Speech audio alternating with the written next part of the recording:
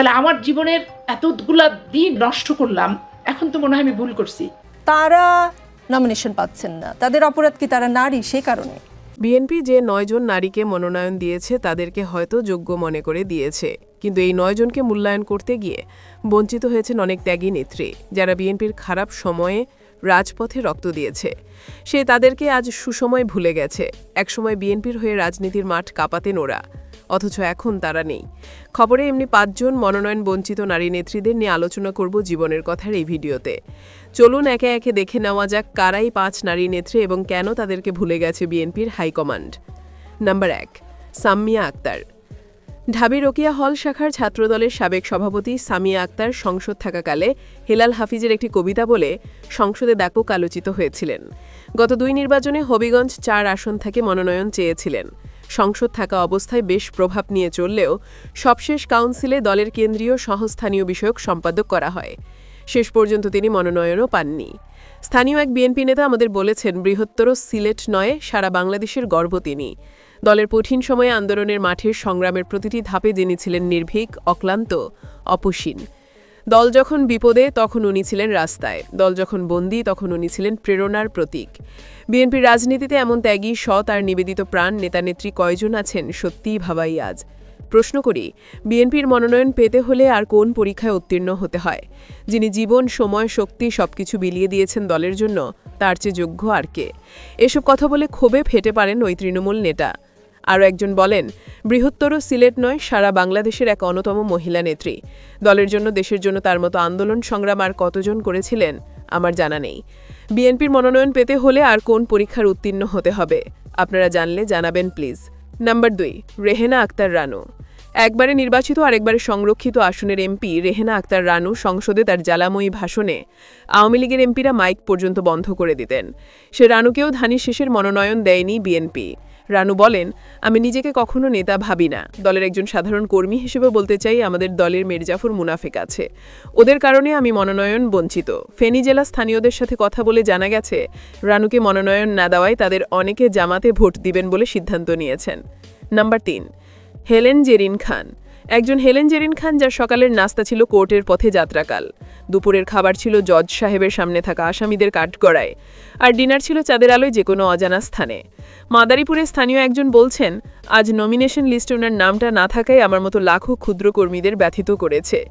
আমরা তরুণ প্রজন্মের যারা আছি সর্বদা ওনার বক্তব্যের সময় গভীর মনোযোগ দিয়ে শুনি, ওনার সেই বজ্রকণ্ঠে মুগ্ধ হই। যারা আমার মতো ক্ষুদ্রকর্মী আছেন, ওনার বক্তৃতা শোনার সময় শরীরের পশম দাঁড়ায়নি এমন কেউ আছে বলে আমার মনে হয় না। একজন ফেসবুকে লিখেছেন, মাননীয় বিএনপির ভারপ্রাপ্ত চেয়ারম্যান জনাব তারেক রহমান সাহেবের কাছে একটি প্রশ্ন, বিএনপির মনোনয়ন কি করলে পাওয়া যায়? আমরা তৃণমূল কর্মীরা হতাশ, কারণ হচ্ছে বিএনপির সৎ, ভদ্র, ত্যাগী, রাজপথের আন্দোলন সংগ্রামের মহানায়ক, মৃত্যুকে কখনো যিনি ভয় পাননি, হাসিনার বুলেটের সামনে দাঁড়িয়ে আন্দোলনকে গতিশীল করার জন্য নেতৃত্ব দিয়েছেন, তৃণমূল নেতাকর্মীদের চোখের নয়নের মণি, সে হচ্ছে আমাদের তৃণমূল নেতাকর্মীরা আইডল। বিএনপি নারী নেত্রীদের প্রধান জনাবা হেলেন জেরিন খান আপাকে মূল্যায়ন করুন।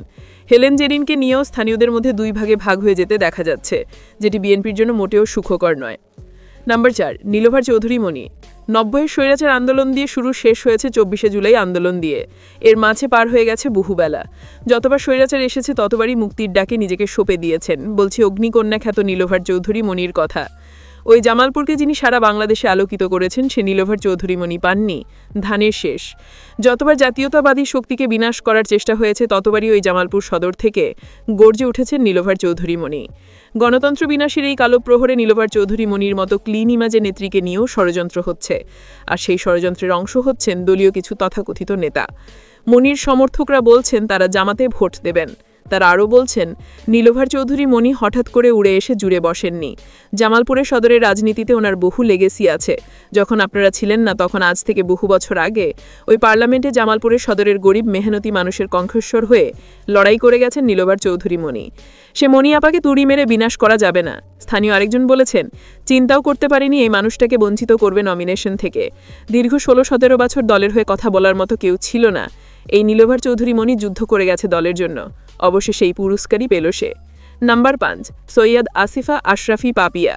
সাবেক সংসদ সদস্য অ্যাডভোকেট সৈয়দা আসিফা আশরাফি চাঁপাইনবাবগঞ্জ ১ ও নাটোর ১ আসন থেকে মনোনয়ন পাওয়ার জন্য গণসংযোগ চালিয়েছেন। যে কোনো একটি আসন থেকে নির্বাচন করতে চেয়েছিলেন তিনি, কিন্তু মনোনয়ন পাননি। ফ্যাসিস্ট আন্দোলনে পাপিয়ার কি ভূমিকা ছিল সেটা দেশের মানুষ জানে। গণতন্ত্র পুনরুদ্ধারের প্রতিটি আন্দোলনে জেল খেটেছেন পাপিয়া। রাজনীতির প্রতিটি পরীক্ষায় উত্তীর্ণ হয়েও তিনি বঞ্চিত। পাপিয়া বলেন, আমি নিজেকে কেন্দ্র থেকে প্রমোট হয়ে আসিনি, কেউ আমাকে হাত ধরে তুলে আনেনি। আমি নিজের প্রচেষ্টায় উঠে আসা একজন মানুষ। আমার প্রাপ্য পদও কখনো পাইনি, আর নমিনেশন তো আমার ভাগ্যে আর নেই, এটাকে আমাকে মেনে নিতেই হবে। আমার শুভাকাঙ্ক্ষী সহ অনেকেই এখন ভাবছে আমাকে সংরক্ষিত নারী আসনে সংসদ দেওয়া হবে, তবে আমার জীবনে আমি আর কখনো সংরক্ষিত নারী আসনে সংসদ সদস্য হব না। বেগম খালেদা জিয়া আমাকে অনুরোধ করে আমি 2008 সালে সংরক্ষিত নারী আসনে সংসদে গিয়েছিলাম। আমি আমার মায়ের মতো শ্রদ্ধা করি দেশনেত্রী বেগম খালেদা জিয়াকে। দলের প্রতি কোনো অভিযোগ ক্ষোভ নাই, ব্যক্তিগত মতের ঊর্ধ্বে গিয়ে ধানের শীষে প্রার্থীকে জয়যুক্ত করতেই হবে। ভবিষ্যতে ত্যাগীদের সঠিক মূল্যায়ন করতে হবে। স্থানীয়দের মধ্যেও পাপিয়াকে ধানের শীষ না দেওয়ায় দলীয় কোন্দল দেখা দিয়েছে। কেউ কেউ বলছেন, পাপিয়ার স্বামী হারুন মনোনয়ন পাওয়ায় ধানের শীষ পাননি পাপিয়া। তবে পাপিয়া স্বামীর পরিচয়ে নেত্রী হননি, তিনি বিয়ের আগে থেকেই নেত্রী। তাই অনেকেই মনে করছেন দলের স্বার্থে অবশ্যই পাপিয়াকে মনোনয়ন দেওয়া উচিত ছিল। এদিকে স্থানীয় সব সূত্র বলছে ধানের শীষ বঞ্চিত হওয়ায় এইসব নেত্রীরা দলের সাইডলাইনে আছেন। মনোনয়ন না পাওয়ায় সমর্থকদের অনেকেই তা নিয়ে প্রকাশ্যে ক্ষোভ প্রকাশ করেছেন। এতে ধীরে ধীরে অনেকটা নিষ্ক্রিয় হয়ে পড়েছেন একসময় রাজপথে থাকা এসব নেত্রীরা। দলের কর্মসূচিতেও তেমন একটা উপস্থিতি চোখে পড়ছে না তাদের। একসময়ের এসব নেত্রীরা মনোনয়ন বঞ্চিত হওয়ায় সমর্থকরা ধানের শীষ পাওয়া নেতাদের থেকে আলাদা হয়ে পড়েছেন। এসব আলাদা হয়ে যাওয়া নেতারা সমর্থকরা এসব নেত্রীদের স্বতন্ত্র প্রার্থী হয়ে ভোট করতে বলছেন। এদের মধ্যে কেউ যদি স্বতন্ত্র হন কিংবা নিজেদের পক্ষ থেকে অন্য কাউকে দাঁড়িয়ে দেন, তবে তা হবে দলের জন্য ক্ষতিকর। সুপ্রিয় দর্শক, আপনাদের কি মনে হয় এই 5 নেত্রীদের কি ধানের শীষ দেওয়া উচিত ছিল না? কমেন্ট বক্সে জানিয়ে দিন আপনার মতামত। ভিডিও ভালো লাগলে লাইক দিন এবং শেয়ার করুন। এই চ্যানেলে আজই প্রথম হলে অন্য ভিডিওগুলো দেখুন। ভালো লাগলে সাবস্ক্রাইব করুন।